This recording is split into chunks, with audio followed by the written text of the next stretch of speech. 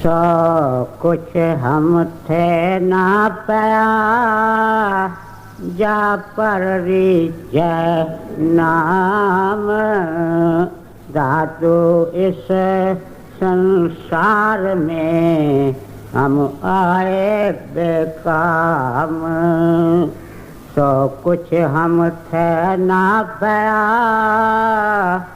जा पर जय नाम धातु इस संसार में हम आए बेकाम। यह महात्मा दादू दयाल साहब की वाणी है, जो नियम से और प्रेम से सत्संग में आते हैं। उन्होंने आपके जीवन के बारे में विस्तार से सुना है। कहते हैं गुजरात के तरफ पैदा हुए, लेकिन अपने संत मत का प्रचार आपने राजस्थान के अंदर ही किया है। पहले सांभर के पास सत्संग करते रहे, नामदान देते रहे। उस जमाने के अंदर विचारों की इतनी आज़ादी नहीं थी, इसलिए कर्मकांडी लोग, शरीयत के पाबंद लोग इन संतों के और दरवेशों के का विरोध करते रहे।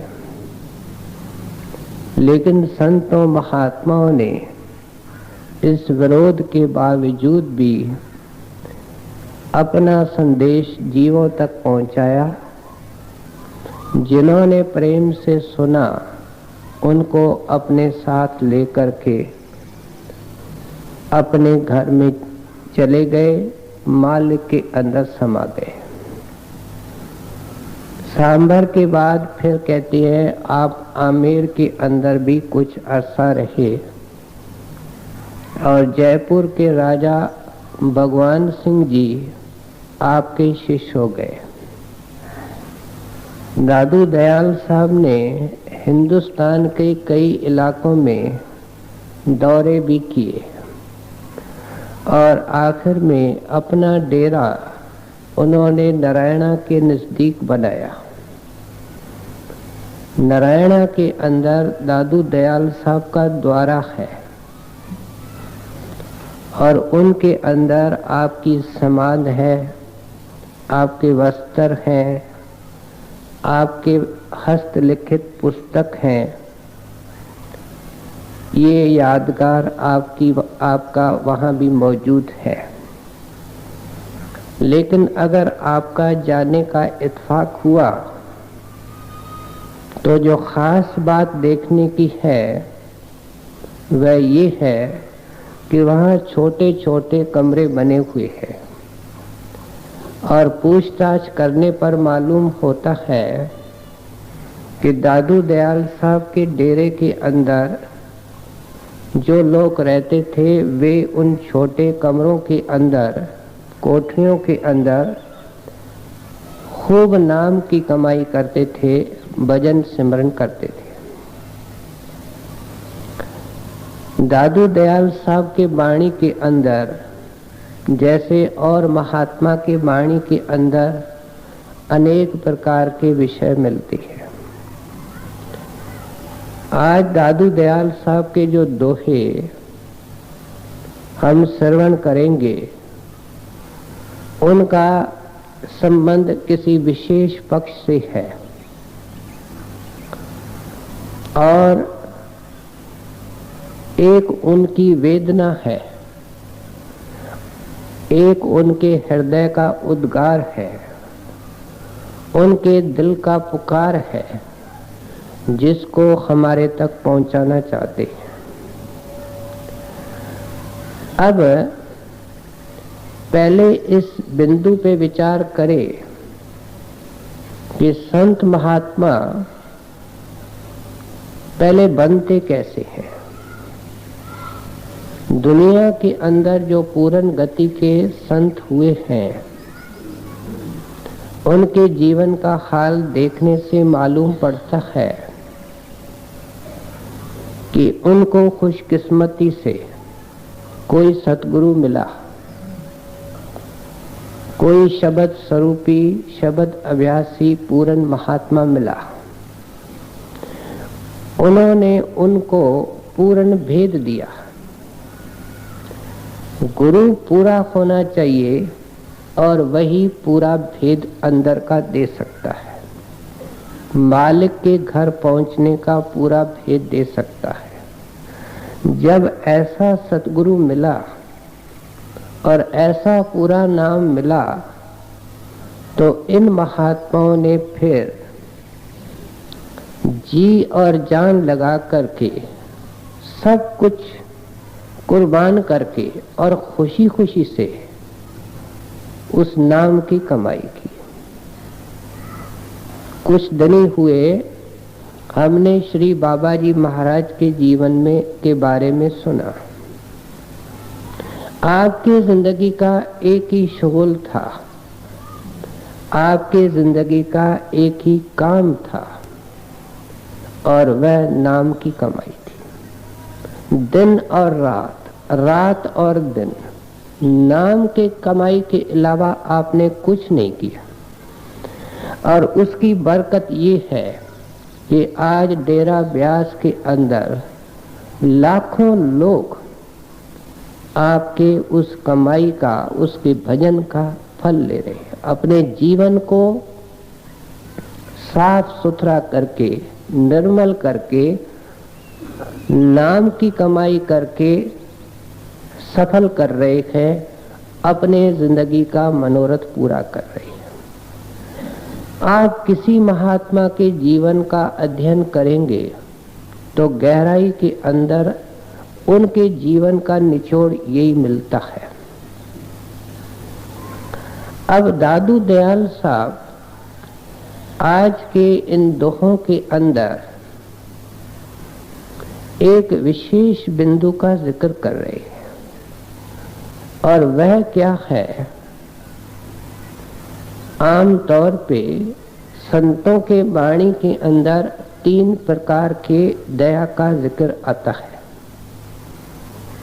पहली दया या कृपा उस परमात्मा की, परम पिता परमात्मा की, जब वह मनुष्य दे देता है।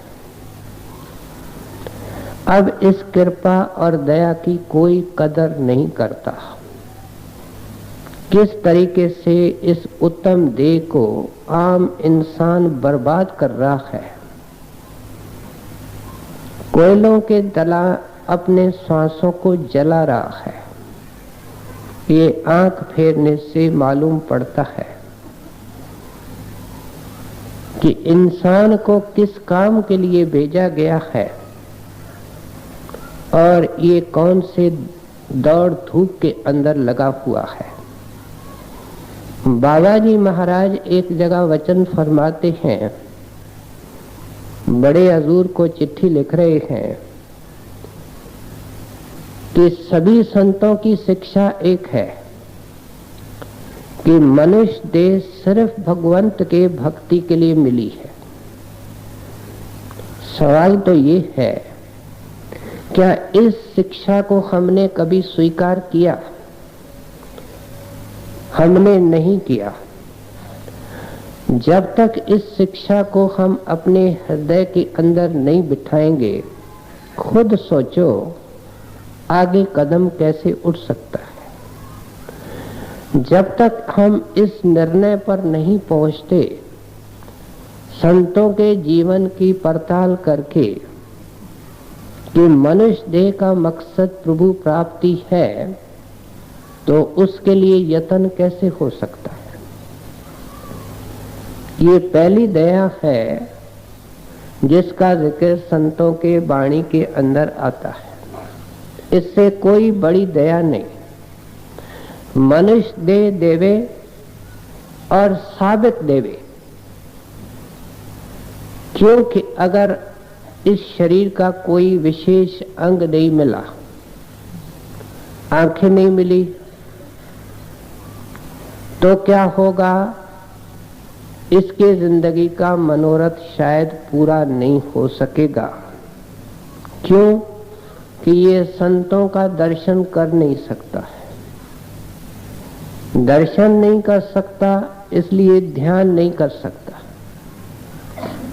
और आम तौर पे ऐसे संस्कारी जीव जिनकी आंखें नहीं होती, वे संतों के सत्संग में पहुंच जाते हैं कभी कभी, और वे सत्संग सुनते हैं। सुन सुन करके उनके वचनों पर प्रतीत भी आती है, लेकिन संत उसको अंदर का भेद नहीं देते, शब्द का भेद नहीं देते। संतों के दरबार में दया है, वो खाली नहीं जाता है। वो अगले जन्म में सत्संगी बनेगा,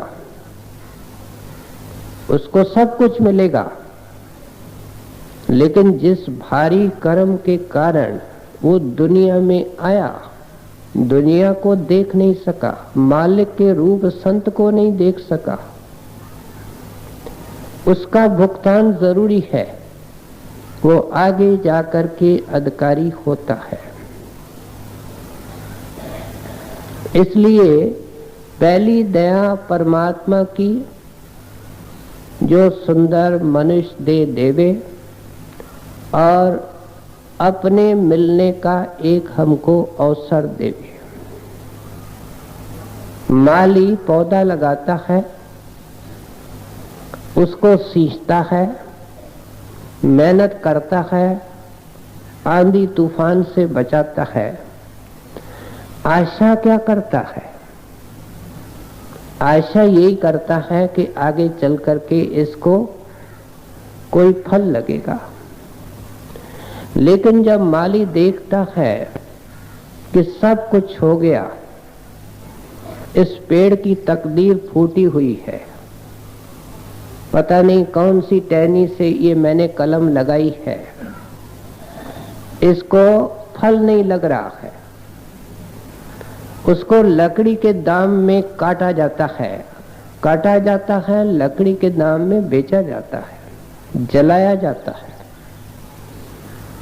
परमात्मा पहले ये इंसान जब कीड़ा होता है तो उसको पंखी बना देता है।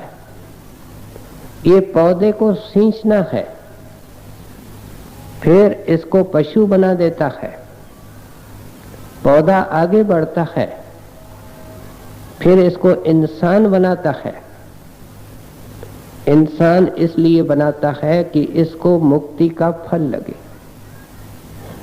अगर ये फल नहीं लगा, क्या इसने दुनिया के माया के कालक के अंदर जिंदगी लुटा दी? इसको जलाया जाता है। सभी महात्मा दोजख के आग का, हेल फायर का, नरकों के आग का जिक्र करते हैं। ये वो पेड़ है जिसको फल नहीं लगा, उसको सब मौके दिए गए, उसकी सब प्रकार की सेवा की गई, लेकिन उसको अपने संस्कारों के कारण फल नहीं लगा। ये पहली दया। फिर दूसरी दया जिसका जिक्र संत महात्मा करते हैं, वह भी अप्रत्यक्ष रूप से परमात्मा की ही दया है, लेकिन किसी विशेष रूप में उतरती है। और वह दया वक़्त के संत सतगुरु की है। पूर्ण संत महात्मा दुनिया के अंदर कम में कम एक से ज्यादा भी हो सकते हैं। किसी देश में, किसी धर्म के अंदर ये मालिक की मौज है। ऐसे संत महात्मा के दया की फिर जरूरत पड़ती है जब पहली दया हो जाए,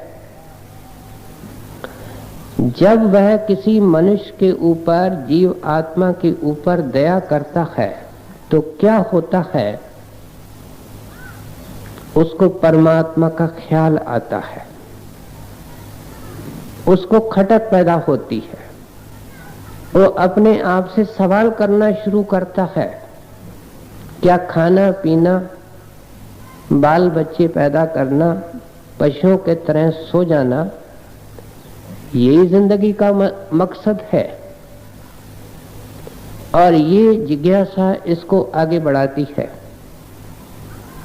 संतों महात्माओं के जीवन को पढ़ता है और इस नतीजे पर पहुंच जाता है कि कबीर साहब सरीखा, दादू दयाल साहब जैसा, गुरु नानक साहब जैसा कोई संत चाहिए, महात्मा चाहिए। पहले परमात्मा की जरूरत महसूस करता है, फिर वक़्त के रूहानी शहंशाह की भी जरूरत महसूस करता है। ये सब इसको पता नहीं चलता, लेकिन दया उस वक़्त के गुरु की है। अगर किसी पिछले संत को भी पुकारता है और सच्ची दिल से पुकारता है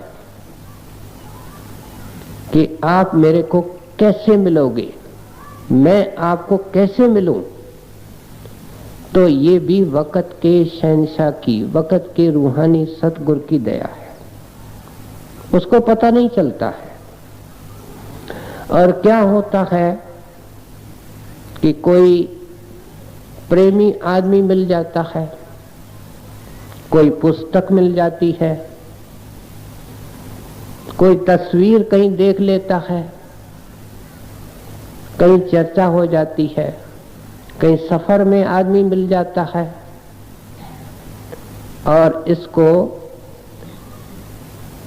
उसकी जानकारी मिल जाती है। ऐसे भी केसेस होते हैं जब इसके अंदर सच्ची तड़प होती है तो इसको सपने में दर्शन मिलता है, और जब इसको अंदर वो दर्शन महात्मा देते हैं तो इसको पता नहीं होता है ये कौन है, लेकिन वो ऐसा महसूस करता है कि इसकी अजीब रोशनी है, इसके दर्शन में अजीब खुशी है। 40 साल पहले का एक छोटा वाकया मैं सुना दूं। एक प्रेमी जिसको मैं बहुत अच्छी तरह जानता हूं और अभी चोला छोड़ गया है, उसको परमात्मा के मिलने की बड़ी कसक थी। हिंदुस्तान के जितने साधु महात्मा होते हैं या उस वक़्त के थे, उन्होंने एड्रेस, पते, आश्रम वगैरह के सब अपने डायरी में लिख लिए थे। जाऊंगा, सबको मिलूंगा। एक दिन सोया पड़ा है तो उसको अंदर में बहुत एक नूरानी शक्ल नजर आती है, अति सुंदर। ये जो रूहानी चमक होती है वो संसारी चमक से न्यारी होती है, उसको बड़ी शांति मिलती है, लेकिन उसको पता नहीं कि ये कौन है। उसके विभाग के अंदर एक आदमी सफेद दाढ़ी वाला काम करता था। वो बड़ा नेक पुरुष था, धार्मिक विचारों का था। उसके मन में ख्याल आया कि मैंने इस आदमी को पहचाना नहीं, ये रसाई वाला, कमाई वाला है, इसी का ये स्वरूप मेरे अंदर आया है। उस दिन के बाद उस आदमी की मेरे को खुद सुनाता था कि मैं उसकी बड़ी कदर करने लगा। फिर इत्तेफाक हुआ और महात्माओं के दर्शन को निकल पड़े। लंबा इतिहास है। वो डेरा ब्यास पहुंचे और जब बड़े महाराज साहब के उन्होंने दर्शन किए तब उसने अपनी गलती महसूस की कि मेरे को दर्शन इनके हुए थे और मैंने गलती से समझा था कि वह आदमी जो मेरे विभाग के अंदर काम करता है वे मेरे अंदर उस नूरानी रूप में आए थे। गुरु का या संत सतगुरु का हाथ 7 आसमानों पे खंडों ब्रह्मांडों पर काम करता है। उसके लिए फासला कोई मायना नहीं रखता।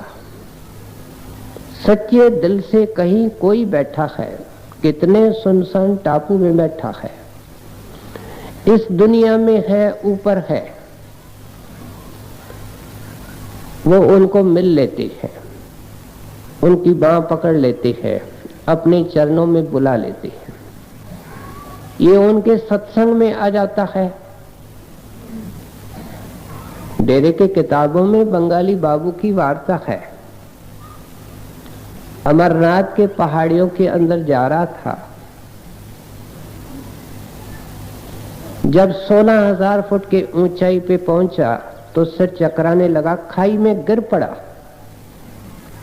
किसी नूरानी शक्ल ने बचा लिया, सिर पे हाथ रखा और कहा कोई फिक्र नहीं। जब डेरे पहुंचा देखा, हैरानी की बात है कि जिसने बचाया था वो यहां बैठा है। बड़ा प्रेमी सत्संगी हो गया। ये गुरु की दया है। जब ये सत्संग में पहुंच जाता है तो फिर ये सुनता है।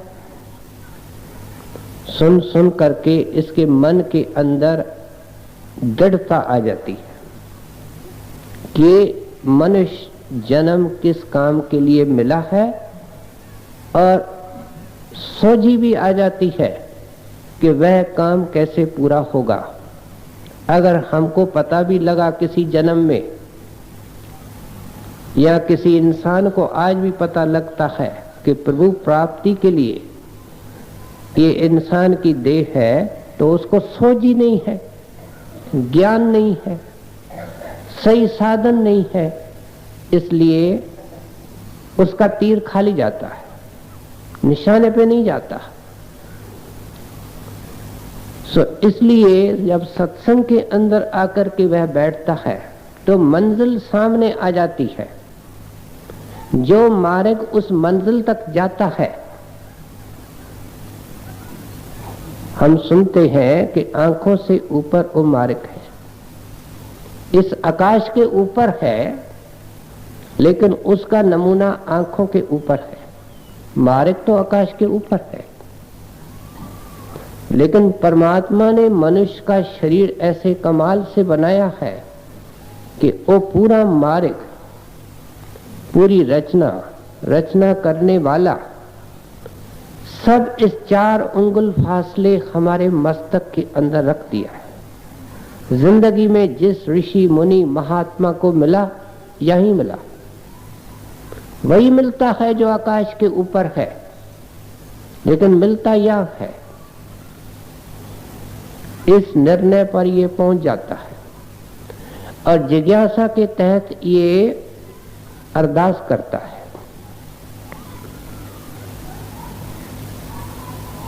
कि ऐ दीनानाथ, मैं जन्मों जन्मों का थका हुआ हूं, मैं जन्मों जन्मों का प्यासा हूं, मैं जन्मों जन्मों का अकेला हूं। मैंने जिसको अपना मित्र समझा, मेरा मन, वही मेरा दुश्मन निकला, क्योंकि मैंने जो कुछ किया वो मन के अधीन होकर के, मन के कहे चल कर के किया। वही मन मेरे को 84 और नरकों में ले गया। अब आप बता रहे हैं इस मन को पकड़ने की दवा अंदर है, वह नाम है।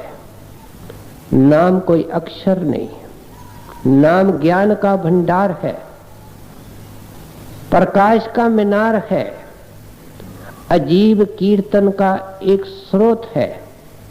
नाम सारे खंडों ब्रह्मांडों को बनाने वाली शक्ति है। इतनी बात हमको कहां समझ में आती है? उसका नमूना ही नहीं संसार। दुनिया के धार्मिक किताबों में लफ्ज़ हैं, अक्षर हैं, नाम कहां है? नाम नहीं है। मेरे को उस नाम का दान दीजिए। गुरु दया करके उस अंदर के नाम का ही दान देता है।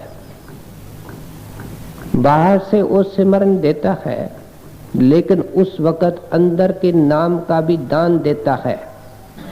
श्री बाबा जी महाराज उनको शब्द धुन का दान कहते हैं। कहते हैं इसको शब्द धुन का दान मिलता है,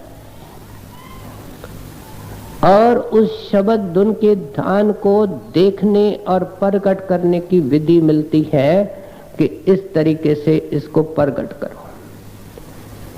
याद रखो कि ये जो दूसरी दया है वक़्त के रूहानी शहंशाह की, संत सतगुरु की, जब वे दया के वेग में आकर के हमको अंदर का भेद देते हैं, माफ करना, उन्होंने सब कुछ दे दिया। सत्संगी बार बार गुरु को तंग करता है कि मेरे को कुछ दीजिए, मेरे को कुछ दीजिए, जबकि उनको कुछ नहीं देना है। उन्होंने दे दिया है। फर्क केवल ये है कि इसको लेना है,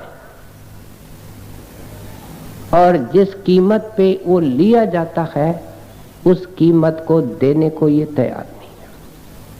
इसके सोचने का तरीका ही गलत है। इन दिनों में बाबा जी महाराज की चिट्ठियों को मैं गहराई से पढ़ता रहा हूं। साफ लिखते हैं कि गुरु को जो देना होता है नाम के वक्त दे देते हैं, कुछ बचता ही नहीं है। अब इसलिए संत महात्मा अपने वाणी के अंदर तीसरे प्रकार की दया का जिक्र करते हैं, और वह सत्संगी की, जिज्ञासु की, दीक्षित आत्मा की अपनी दया, अपने ऊपर दया। ये जो आज हम दोहे सुनेंगे, 6-7 दोहे, उनका संबंध सिर्फ इस दया से है कि अब परमात्मा की दया हो गई, संत की दया हो गई, अंदर का भेद मिल गया, नाम का भेद मिल गया। अब मन निष्ठुर है। इसके बाद है लड़ाई पूरी मन से। मन निष्ठुर है, जिद्दी है। जैसे जिद्दी घोड़ा होता है, जिस तरफ चलाओ उस तरफ नहीं चलता है, दूसरे तरफ चलता है। मन की अनेक तरंगे होती हैं। मन कभी अपने आप को दोषी नहीं मानता। आप जब कभी बैठते हैं एकांत में, कभी आपके मन ने कहा है आपको कि आप दोषी हैं? कभी नहीं कहता। ऐसा चतुर वकील है कि हमेशा दोष दूसरे के ऊपर डालता है। मन की एक अजीब आदत है कि जो इसके पास है उसके लिए कभी ये शुक्र नहीं करेगा। ये कहेगा कि ये नहीं है, ये नहीं है, ये नहीं है। मन की आदत है कि गुरु के बारे में नहीं सोचेगा, ये दुनिया के लोगों के बारे में सोचेगा, और जब भी सोचेगा उनके बारे में तो उनके गुणों को नहीं सोचेगा, उनके मेहरबानियों को नहीं सोचेगा, उनके अंदर जो थोड़ी बहुत नेकी है। कोई इंसान नेकी से खाली नहीं। डाकू के अंदर कौन सी नेकी है कि वो बहादुर है। हम कैसे कहते हैं कि किसी के अंदर कोई नेकी नहीं है, लेकिन इस मन की आदत है कि गुरु को नहीं सोचेगा, दुनिया के लोगों के बारे में सोचेगा, लेकिन उनके बारे में भी निगेटिवली सोचेगा। क्यों? ये निगेटिव धातु से बना हुआ है। उसके अवगुणों को, उसके कमजोरियों को, उसने ये कर दिया, मेरे से ऐसे चला, मैं इसके साथ अच्छा चला। अपनी बुराई को नहीं देखेगा, दूसरे की बुराई देखेगा। कितना भी फिर इसको मिल जावे, कभी ये शुक्र नहीं करेगा। ये भूखे का भूखा है, हमेशा मांगता रहता है अंदर से, ये हो, ये हो, ये हो। कहते हैं ये तो पूरी लड़ाई है। इस मन की सारी हालत बदलनी है, टोटल थिंकिंग इसकी बदलनी है, और उसके लिए गुरु नाम देता है, सिमरन देता है, ध्यान देता है, शब्द को सुनने की टेक्निक देता है। आंखों को बंद करो, कानों को बंद करो, जुबान को बंद करो, अंदर में शब्द सुनो, मन काबू आ जाएगा। संतों की शिक्षा कितनी सिंपल है। आंख, कान, मुंह बंद कराओ, अनाहद झींगा शब्द सुनाओ। कहते आंख बंद करो, गुरु बताएगा, कान बंद करो, गुरु बताएगा, जुबान बंद करो, मन के जुबान से सिमरन करो, अंदर में अनाहद शब्द गुंजार करेगा, मन पकड़ा जाएगा। और यत्न से ये नहीं माने, धुन सुनकर मन समझाई। कहते हैं ऋषियों मुनियों ने समझाया, इनका मन नहीं समझा, कहीं न कहीं फिसल गए। लेकिन पूरा गुरु सिर पर हो और अंदर में शब्द का दान मिल जाए प्रत्यक्ष रूप में, कहते हैं मन पिंगला हो जाता है। कहता है मैं भूला रहा, मैं सोचता क्या था, मैंने नाम को क्या समझा था, मैंने नाम को अक्षर समझा था, जुबान से कहता था कि गुरु परमात्मा है, लेकिन मैंने अंदर अब देखा है कि नाम अक्षर नहीं है, गुरु इंसान नहीं है। जब तक ये देखेगा नहीं तब तक इसको विश्वास नहीं आएगा। संत यही चाहते हैं। स्वामी जी महाराज लिखते हैं, जब लग न देखूं अपनी नैनी, तब लग न पति जूं गुर की बैनी। कितने संत उधार हैं।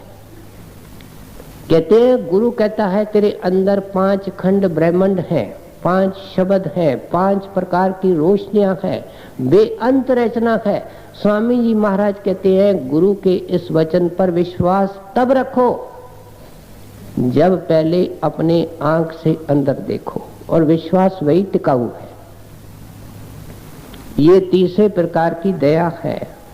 और इस पहले दोहे के अंदर दादू दयाल साहब क्या फरमा रहे हैं, सो कुछ हमते ना भयो, जा पर रीझे नाम, दादू हम इस संसार में आए बेकाम।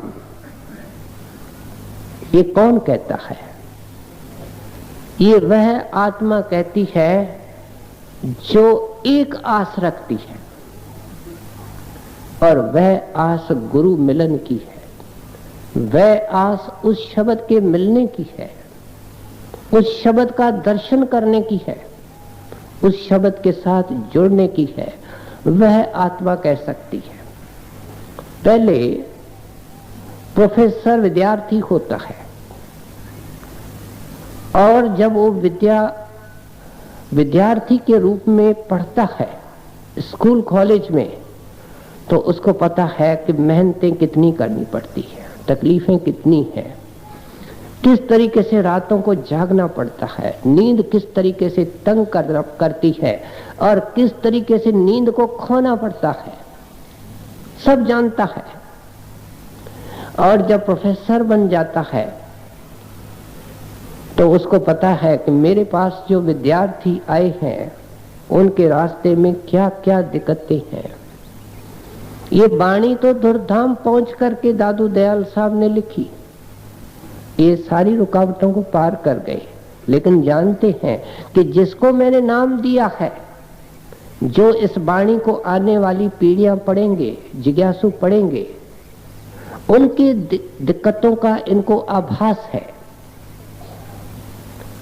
उनको ये महसूस करते हैं। इसलिए अपने ऊपर घटा करके कहते हैं कि हमने बहुत कोशिश की इस मन को समझाने की। मन को समझाना क्या है? नाम को रिझाना है। नाम के रिझाने के अंदर रुकावट केवल मन की है, और इसको दूर करने का यत्न कहां से होता है? पहले पहले सत्संग से प्रीत। अब हम देखते हैं भाई बहन सिर्फ 15-20 मिनट सत्संग में लेट आते हैं। एक इस छोटी बात को लीजिए, हम अपने ऊपर दया करने को तैयार नहीं है। दुनिया में सब अमीर नहीं होते हैं, कोशिश सब करते हैं। कई बार समझाओ, नहीं समझेंगे, संस्कार भारी है। दादू दयाल साहब इस नुक्ते पर हमको लाना चाहते हैं कि संकल्प ले लो कि सत्संग का नागा नहीं होगा, सत्संग पर समय पर जाऊंगा, 5 मिनट पहले जाऊंगा। सत्संग में जब ये बैठे, आप गुरु के तरफ तो देखो, इतनी बड़ी हस्ती है, हम कामी क्रोधी जीव हैं, उनको माथा टेक करके बैठता है। कभी हमने ये सोचा है कि सत्संग के अंदर जितने बैठे हैं वे हमसे अच्छी हैं? अगर नहीं समझा है तो मिलेगा भी कुछ नहीं। ऐसे समझ करके ही बैठना पड़ेगा।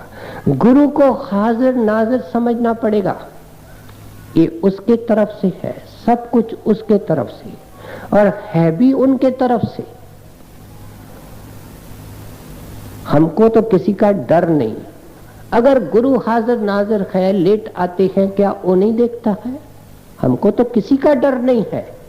जब उसका डर नहीं तो इंसान का क्या डर? जिसने सब कुछ देना है, जिसने सब कुछ दे दिया है, उसका डर नहीं।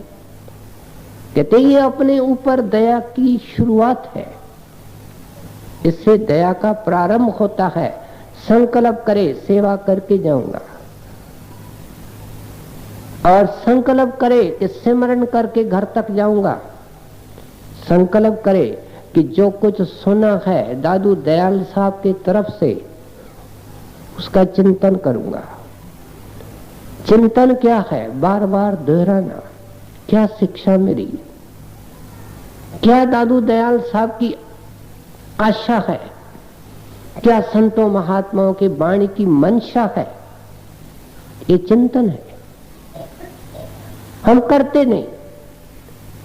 दादू दयाल साहब हमको चाहते हैं कि इस तीसरी दया करके ये पार हो जाए। अगर पहली दया हुई, मनुष्य देह मिली, और दूसरी दया नहीं हुई तो वह भी फिजूल चली गई। अगर पहली दया हुई और दूसरी दया हुई और तीसरी नहीं हुई तो सत्संगी भाई बहन भी कहता है मैं माया के धारा में बह रहा हूं, मेरे को भी काम क्रोध तंग कर रहा है, मैं भी दुखी हूं। कहते हैं ये तो तुम्हारी हालत बनी रहेगी, क्योंकि पहली और दूसरी दया को फलदायक करने के लिए ये तीसरी दया करनी पड़ेगी। अपने ऊपर दया करो। तुम अपने ऊपर दया करने की तुम अपने ऊपर दया करने के लिए तैयार नहीं हो। हम भजन सिमरन में बैठते हैं, कहते हैं सत्संग में इतना सुना है। जब बैठते हैं तो आंखों के बीच में ख्याल को रखना है। सिमरन के जरिए हम क्या करते हैं, वह हमारा घर है। ये मन अपने घर को तो छोड़ देता है, पराये घर में जाता है। दोस्त के, सहेली के, दुकान में, चूल्हे में, अस्पताल में, कहां कहां जाकर के ये औरों की चौकीदारी करता है। जब इसके अपने घर के पीछे दिन रात अमृत के झरने बह रहे हैं, इसका मन देखो इसको कैसे बुद्धू बनाता है, अपना अमृत नहीं पीने देता है, अपने घर में जाने नहीं देता है, इसको दुनिया के कोने कोने में घुमाता है। जन्मों जन्मों का ये थका हुआ है, इसको थका करके और चूर कर रहा है, और फिर भी ये शांत नहीं होता, फिर भी ये ठिकाने पर नहीं आता। कहते हैं ये अपने ऊपर दया है। इस दया को खोल करके समझाते हैं कि जब ये जीव अपने ऊपर दया करना शुरू करेगा, मन के साथ लड़ाई छिड़ गई। लेकिन सवाल तो ये है कि हमने अपने सारे जिंदगी की बागडोर गुरु को नहीं, मन को दे रखी है। हालत सत्संगी की ये है। फर्क केवल ये है कि मन से बागडोर छुड़ा करके गुरु के हाथ में देनी है। ये एक सेंटेंस है, लेकिन बहुत बड़ी लंबी एक स्ट्रगल की प्रोसेस है। ये कोई साधारण काम नहीं है। इसलिए दादू दयाल साहब कहते हैं कि नाम हमारे ऊपर राजी होता नहीं। नाम और गुरु और परमात्मा ये एक ही शक्ति के तीन नाम हैं। नाम का राजी होना गुरु का राजी होना है, और गुरु का खुश होना परमात्मा का खुश होना है। और नाम कैसे रिश्ता है कि तेरे सत्संग से सवाया प्यार हो, गुरु के दर्शन के लिए प्यास हुई, और फिर साध संगत के अंदर बड़े प्यार से और प्रेम से सेवा करे। कितनी सेवा इसने अपनी की है, कितनी सेवा बाल बच्चों की करता है। कभी बैठ करके हिसाब किताब तो करे, कितना मैंने युगों युगों से सेवा की है, और इस जन्म में कितनी मुद्दत तक मैंने इनकी सेवा की है। फल क्या निकला? बंधन। फल क्या निकला? दुख, कष्ट। और क्या निकला? कहते हैं कुछ करो जिससे कि सुख निकले, शांति निकले, बंधन खुले। और वह गुरु की मंशा, गुरु की आशा ये है कि अपने ऊपर भाई जरा दया कर। तुम्हारी आत्मा तन मन के कैद में है, तू घुटन महसूस करता है, क्या करूं क्या करूं, जोर नहीं चलता, मजबूर हूं। और वही काम करता है जो तुमको और मजबूर करे, वही करता है जो तेरी घुटन को बढ़ावे। इसलिए दादू दयाल साहब कहते हैं कि इस नुक्ते पर आ जाओ कि जो कुछ सतगुरु ने देना था, ऐ बहन ऐ भाई, तुमको मिल चुका है। अब जिस जिज्ञासु को सतगुरु नहीं मिला है उसको खोज करनी चाहिए, क्योंकि मैंने अर्ज कर दिया कि परमात्मा की दया क्या मनुष्य देह मिलती इसलिए है कि दूसरी दया का लाभ उठा करके ये अपना विकास कर सके। उनको तलाश करनी चाहिए। सच्चे गुरु के चरणों में जाकर के अंदर का पूरा भेद और नाम लेना चाहिए। और फिर ये तीसरी दया भी करनी है, क्योंकि दवाई के लिए डॉक्टर के पास जाना बहुत जरूरी है, क्योंकि वो एक्सपर्ट है। हमारे बीमारी और नाड़ी को देख करके वो दवा देगा, लेकिन दवा खाना भी तो जरूरी है। इससे कौन इनकार कर सकता है?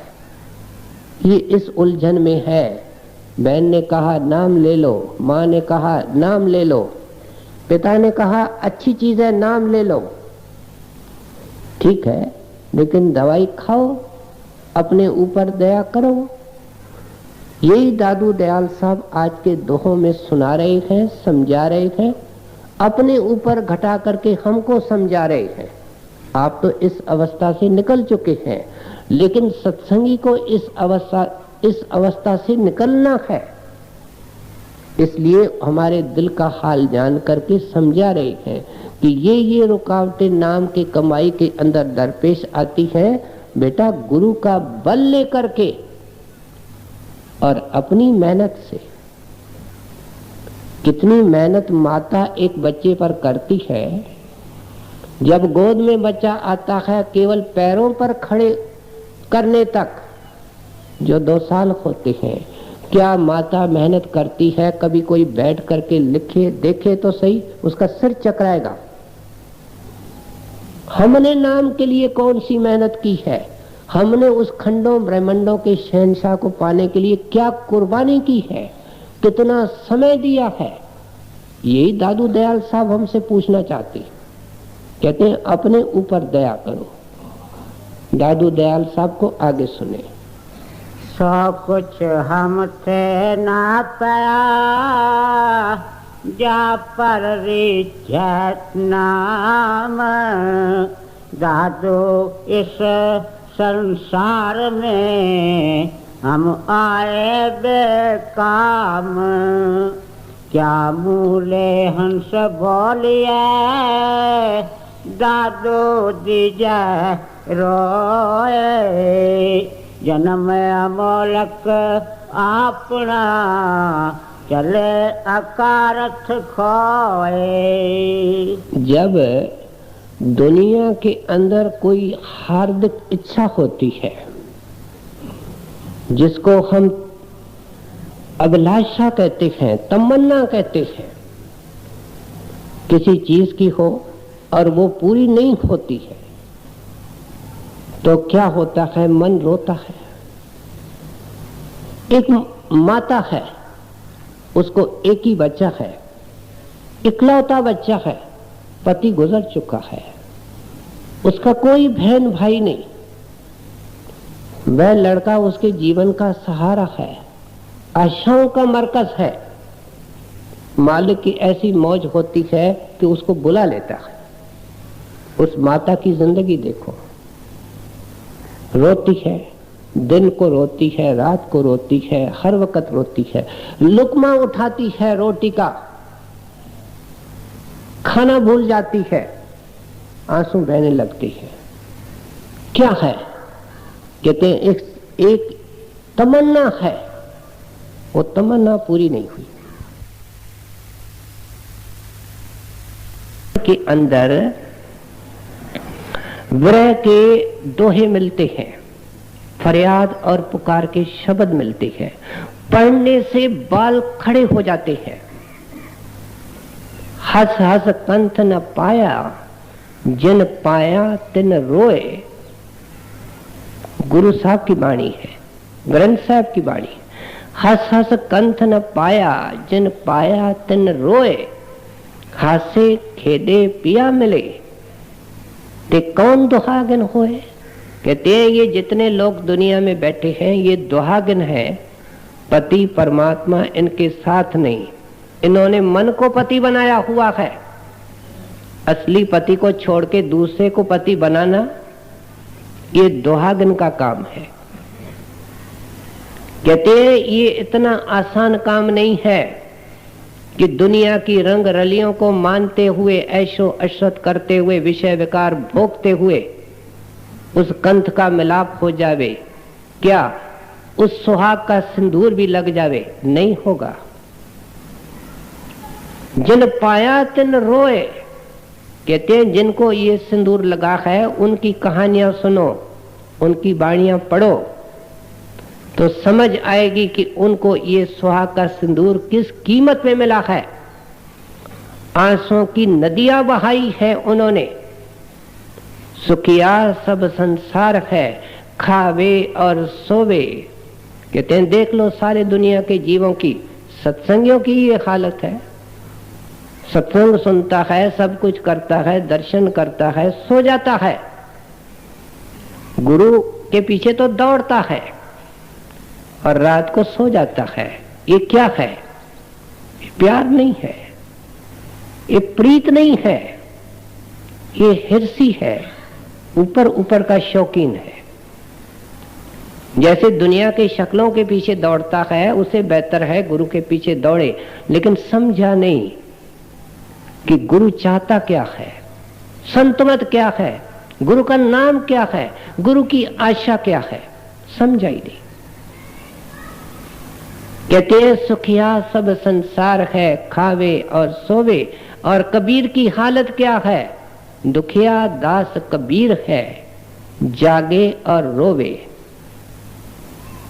जिसका पति उसके पास नहीं, पति के बगैर जीना मुश्किल नहीं, वो कैसे सो सकती है?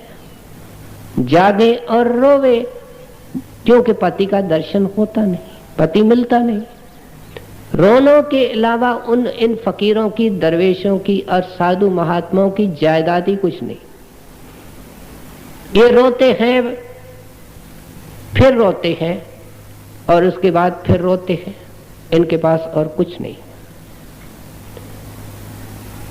मौलाना रूम साहब के लिए कहते हैं कि जब आप इस जिज्ञासा की अवस्था में दादू दयाल साहब के तरह निकल रहे थे, तो उस वक्त रात भर रोते थे।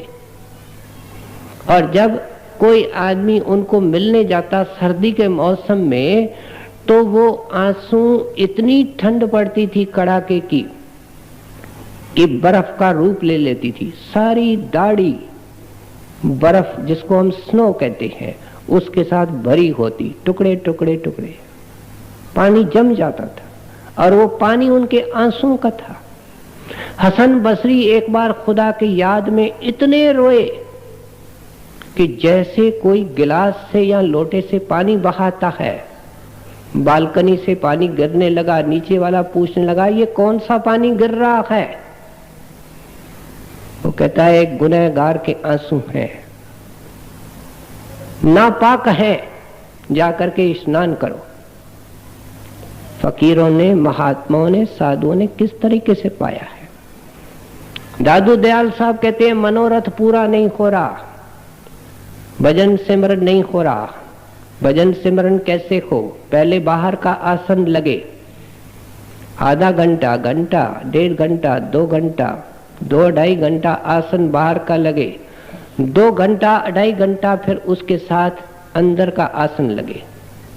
दोनों आसन जरूरी है। कैसे जरूरी है? छोटी मिसाल दीजिए, देखिए, बच्चे का स्कूल के अंदर बैठना भी जरूरी है, और ध्यान से जो पढ़ाया जाता है उसको सुनना भी जरूरी है। दोनों जरूरी है, क्योंकि अगर क्लास के अंदर नहीं बैठा, उदास होकर के चला गया, तो पढ़ाई का सवाल कब? बैठे भी और ध्यान नहीं दिया तो भी कोई फायदा नहीं। आसन लगाया और सिमरन नहीं किया, ध्यान नहीं दिया, मन घूमता रहा, क्या फायदा हुआ?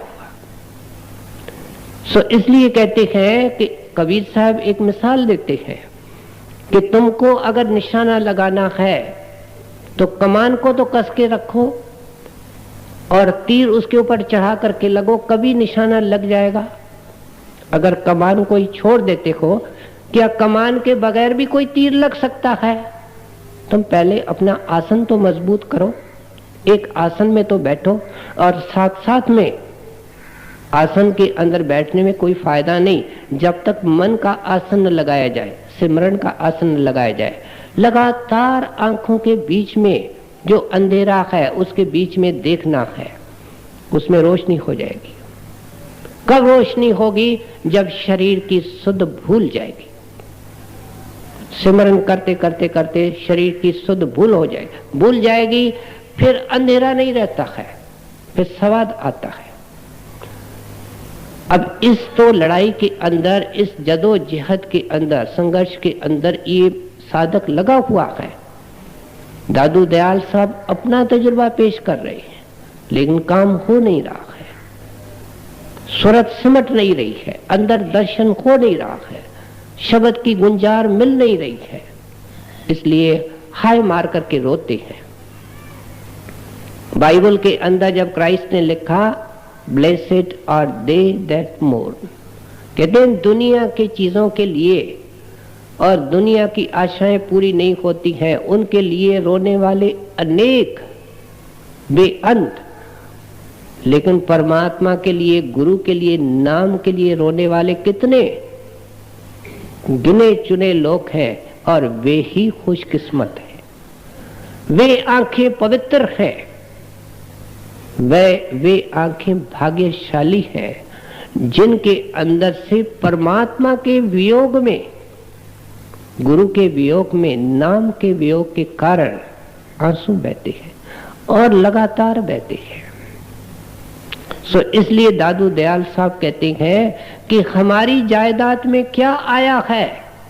हमारी जायदाद में रोना आया है, हमारी जायदाद में ठंडी आहें आई है, हमारी जायदाद के अंदर केवल चिंता और फिक्र आया है इस एक बात का कि अंदर में दर्शन कब होगा, नाम कब मिलेगा, कब मनोरथ पूरा होगा। किस चीज का जिक्र हो रहा है? जिक्र इस चीज का हो रहा है कि ये पहली और दूसरी दया कैसे फलदायक हो।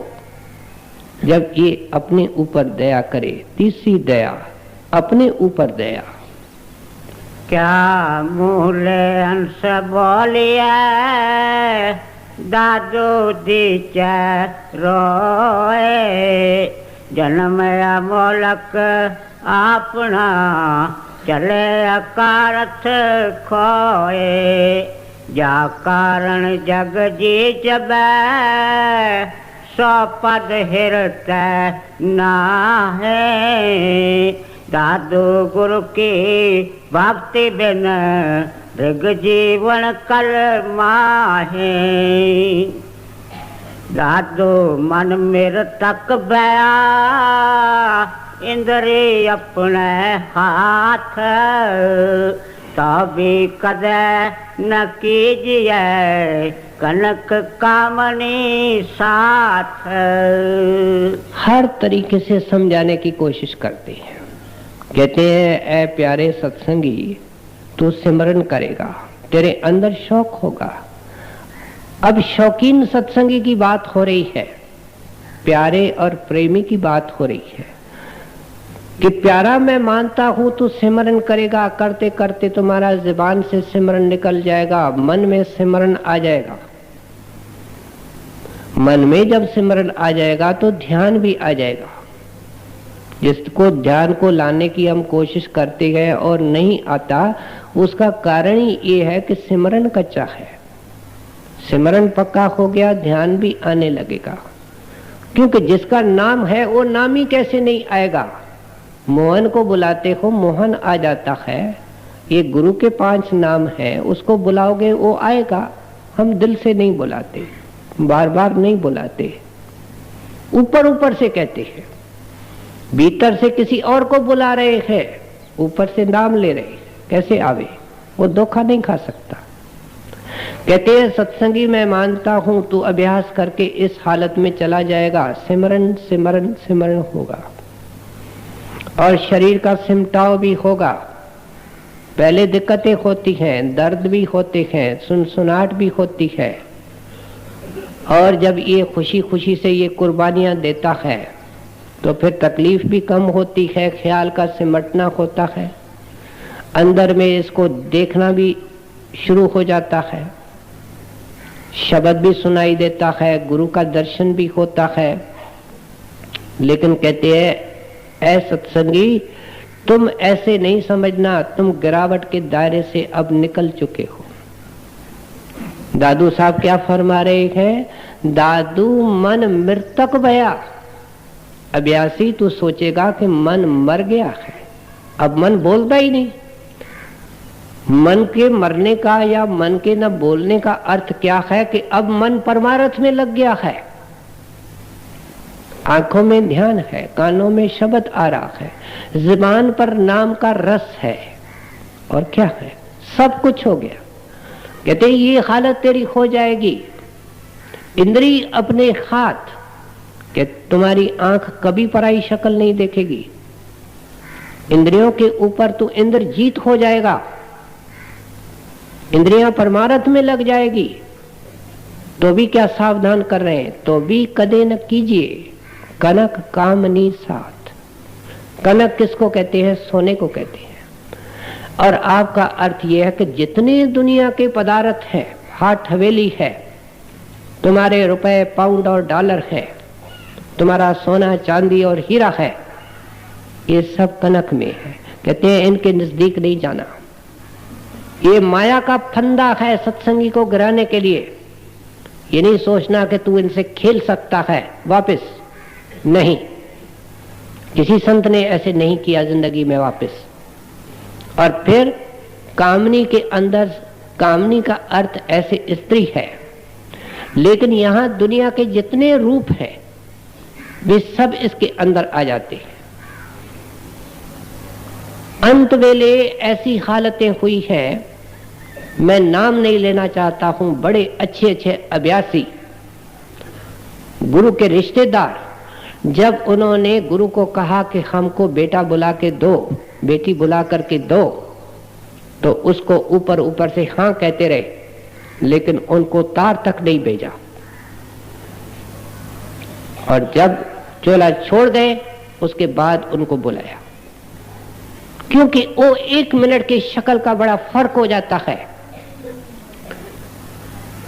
ध्यान उस नाम में, अंदर के रूप में, कहते हैं ये जो अनेक अनेक रूप संसार में है, उस एक रूप को छोड़ करके तुम ये नहीं सोचना कि तुम्हारा ध्यान पक्का हो गया है, अब इस अनेक रूपों के बीच में मैं बरत सकता हूं, ऐसे फैलने की कोशिश नहीं करना।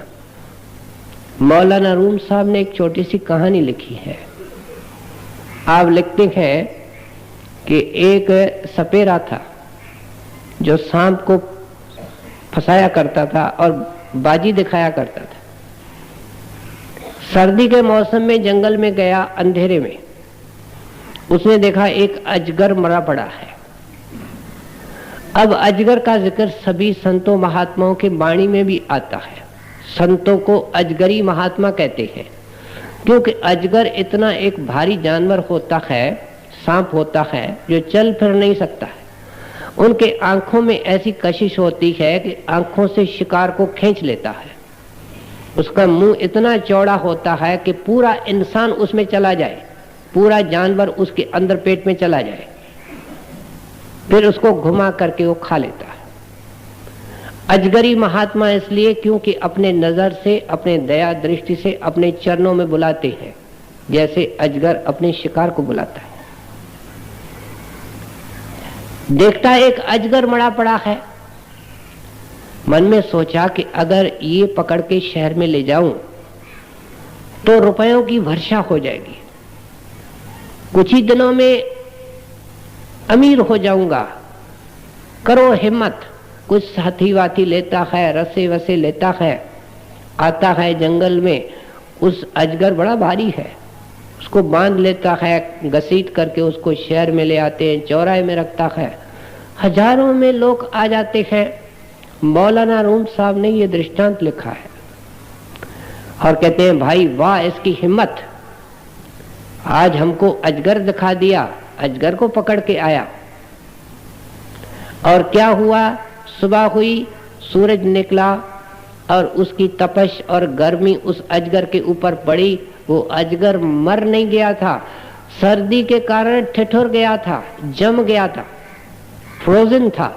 आई गर्मी जब उसके ऊपर पड़ी तो उसने अपना मुंह खोला, जैसे सांप अपनी फन उठाता है, और पहला पहला आदमी जो निगल गया वो कौन था, वो बाजीगर, वो सपेरा।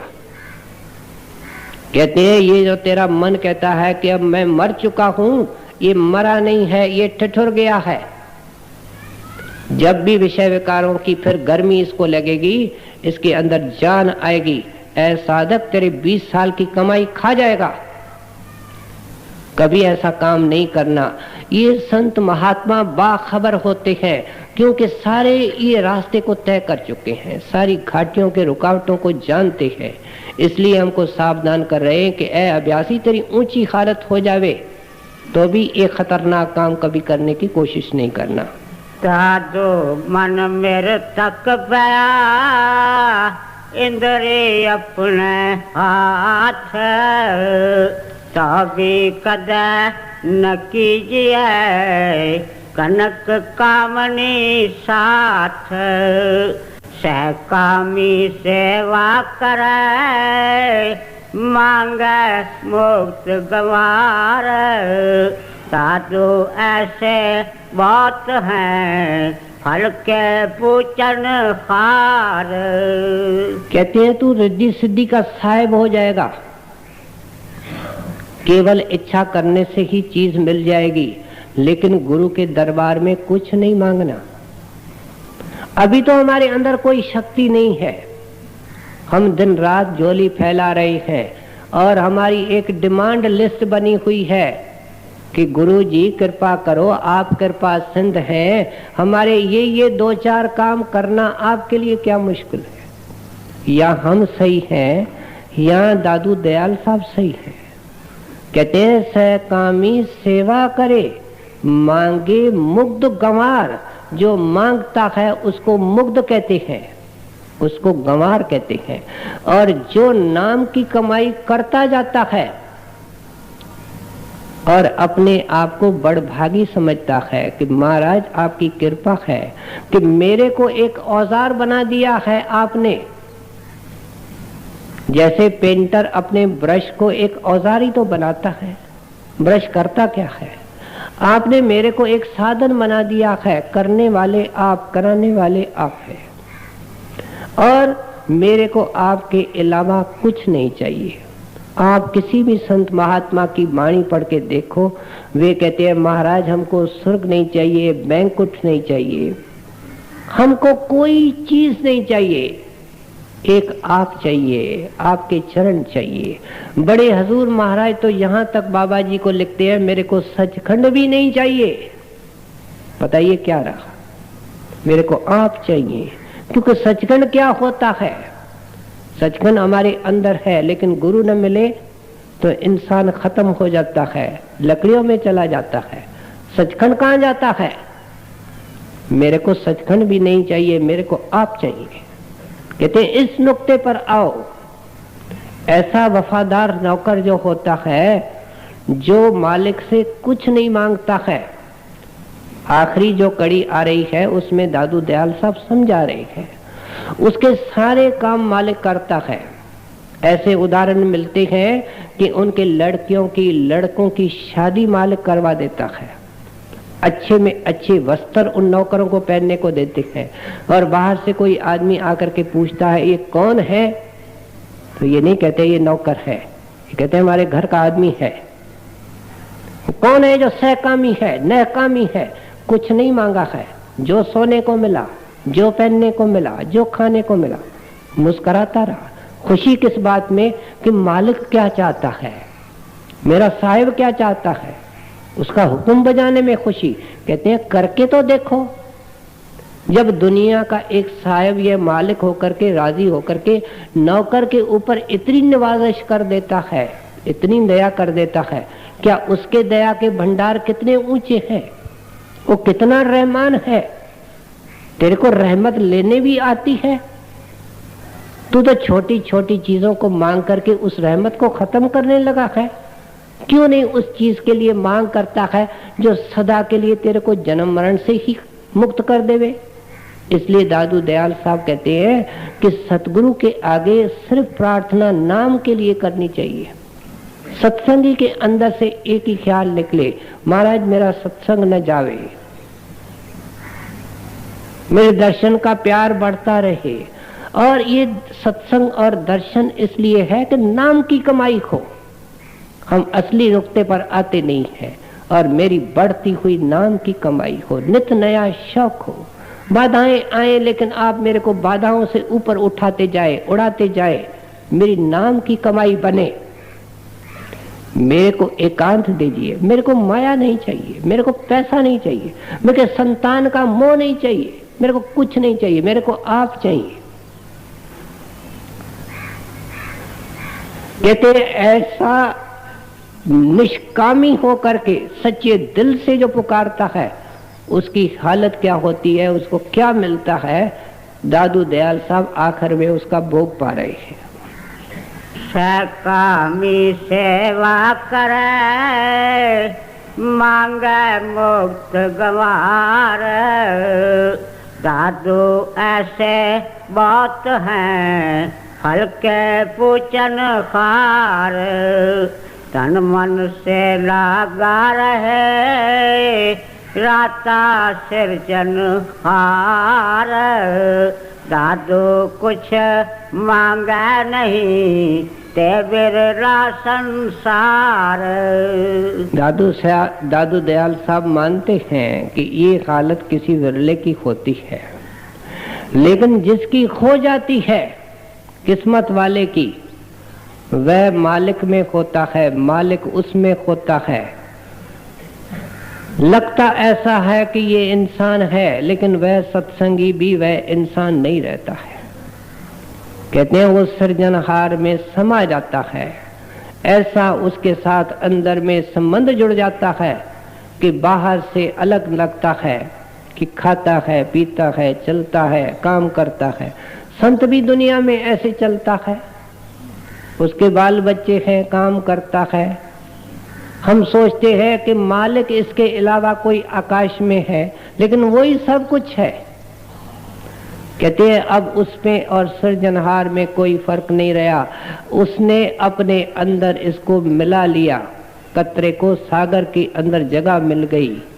अब कतरे की तलाश करो, कतरा नहीं मिलेगा, सागर ही मिलेगा। नामदेव जी महाराज हर एक भगत ऐसे बना और फिर ही उनको अंदर से सत्संग करने का हुक्म मिला, नाम देने का हुक्म मिला। उससे पहले नहीं, उससे पहले अपने मन मर्जी से है, साहिब के हुक्म से उसके बाद है जब ये अवस्था आती है। नामदेव आपको पता है चादरें घर के अंदर बनाते थे, उनके ऊपर ठप्पा लगाता था, गांव में रहता था। एक मंडी थी जो 7 दिन के बाद मंडी लगती थी, वे वहां जाकर के ये चादरें बेचा करता। आपको पत्नी थी, बच्चे थे, आपको भाई थे, जॉइंट फैमिली थी, उनकी भी पत्नियां थी, उनके भी बच्चे थे, सब के सब यही काम करते थे। लेकिन ये कोई विशेष आत्मा थी, इनका ख्याल प्रभु के अंदर था, प्रभु इनके अंदर था, ये उनके अंदर से एक में एक थे। अब एक बार इन्होंने वो जब मंडी का दिन आया, पत्नी ने कहा भाई घर में आटा नहीं है, इसको बेच के आना, तब आगे वाले हफ्ते का काम चलेगा। ये जाता है मंडी से दूर, गठड़ी रख लेता है, कोने में जाकर के भजन बैठ जाता है। ध्यान अंदर लग गया। जब साहब ने अंदर से छुट्टी दी, आंखें खोली, देखता है मंडी तो खत्म हो गई, सब लोग चले गए, मेरा भाई भी नहीं है, कोई भी नहीं है। गठरी लेकर के घर आया, पत्नी ने कहा तेरे भाई सब चादरें बेच करके आए, पैसे लेकर के आए। कहता है कोई ग्राहक नहीं मिला। भाई अटपटी बात है, उन सबको ग्राहक मिले और तेरे को ग्राहक नहीं मिले। कहते हैं ग्राहक थे लेकिन नकद लेने वाले कोई नहीं थे, तेरे को तो नकद पैसे चाहिए। कहते फिर कम में कम उधार में दे आता, अगले हफ्ते को पैसे मिल जाता। तो नामदेव तो बोल नहीं रहा था, साहब बोल रहा था। कहते उधार देना है तो मैं अभी दे आऊं, कि अभी दे आऊं। गठरी उठाता है, उस सुनसान पहाड़ी में जाता है, बड़े बड़े बाटे पड़े हैं, एक एक चादर उनके ऊपर लिपेट देता है और सब चादरें वहां फैला करके एक छोटा बाटा पत्थर है लेकर के आ जाता है। घर वालों ने कहा कि दे आया, कहते हैं हाँ उधार पे दे आया, अगले हफ्ते को पैसे मिल जाएंगे। लोगों को पता चला, गांव वालों को, वो आकर के घर वालों को कहते हैं ये आपको बहकाता है, वो पत्थरों को ऊपर चादरें डाल के आया, सब लोग ले गए, पैसा वैसा कुछ नहीं मिलने वाला। नामदेव से पूछते हैं, कहते तुम चिंता क्यों करते हो, जिसके सामने मैंने इनको दिया है उधार वो जामिन है, तुम चिंता न करो। जब 7 दिन पूरे हुए, कहते हैं पैसे नहीं आए, कहते जामिन को पकड़ो। कहाँ है जामिन? कहते सामने ताक के ऊपर बैठा है। वो पत्थर उसने ताक के ऊपर रख दिया था, जब उसको उठाया तो वो भगवंत ने सोना कर दिया था। कहते देखो अब लालच में मत पड़ो, जितने चादरों के पैसे है उतना सोना ले लो, बाकी लोगों के ऊपर खर्च कर दो, जिसके हैं उसके बच्चों पर ही खर्च करो। कहते हैं कोई बनने को तैयार नहीं है। कोई माता के 1 साल का छोटा बच्चा है, उसको दिमाग नहीं है, उसको बुद्धि नहीं है, उसके अंदर तर्क नहीं है, बुरे भले की तमीज नहीं है, वो इनोसेंट है, मासूम है, उसको कुछ नहीं चाहिए। जब वो माँ के गोद में बैठ जाता है, आंखें मूंद लेता है, तो उसको कुछ सोचना ही नहीं पड़ता है। जो कुछ सोचना पड़ता है माँ को करना पड़ता है। कहते हैं ऐसा मासूम ये संत बन जाता है, इसके संसार के सारे काम गुरु करता है। भले किसी के हाथ से नजर आए कि ये कर रहा है, वो कर रहा है या खुद कर रहा है, करने वाला करतारी उसका होता है। कहते हैं ये जब तीसरी दया फलदायक हो जाती है तो पहली और दूसरी दया का भी लाभ मिल जाता है। ये साहिब का बन जाता है, साहिब इसका बन जाता है। तन मन से लागा रहे, राता सिर चनखार, दादू कुछ मांगे नहीं, ते बिरला संसार। संगत जी, अब हम आपसे इजाज़त चाहते हैं। जिन्होंने अभी तक हमारे चैनल को सब्सक्राइब नहीं किया वो ज़रूर कर लें, क्योंकि हम ऐसे ही बेशकीमती सत्संग लेकर आते रहते हैं। सो संगत जी, फिर मिलेंगे एक नए सत्संग या एक नई साखी के साथ। राधा स्वामी जी।